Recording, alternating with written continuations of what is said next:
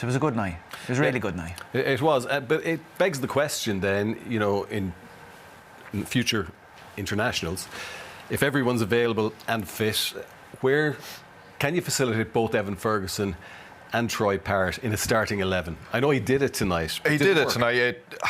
Ferguson scored when he was in that position. I'd say, as came into number 10 and set up Ferguson, it wasn't as smooth looking as it was in the away game. But it's a great problem to have.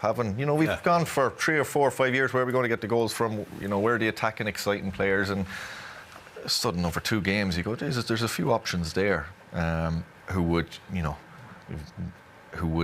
get you off your seat. You know, looking at Finn Azaz, he just puts a smile on my face. How he plays, how he looks for the ball, how comfortable on the ball, turning, always looking forward. You know, there's a little bit of optimism there. I don't think that's the kind of performance to judge Evan Ferguson on. He looked like a fella who doesn't. He looked like a fella who is in the situation he's in. Yeah. He's not playing regular football. He doesn't look maybe up to the height of match fitness. So he will be better. He will look leaner. Maybe he'll look a bit more of a force up front. Tonight, I think he looked knackered. We were all look at the clock. Any minute now, he's going to be taken off because he looks as if he's just short of it. But I'm delighted he got that goal. Yeah. The win is the main thing. We're still in League B, that's the main thing. But I said at the top, I think the significance of him scoring a goal, and particularly a really impressive goal, a very good individual goal, I think is massive, because we are all willing him on to be what we hope he can be. We think the ceiling is higher for him than any of the other players in that position. So tonight was a big night, because he's had a very difficult time lately, and it must be difficult for him. So that's a big night for him. Yeah, a goal of significance, Kevin.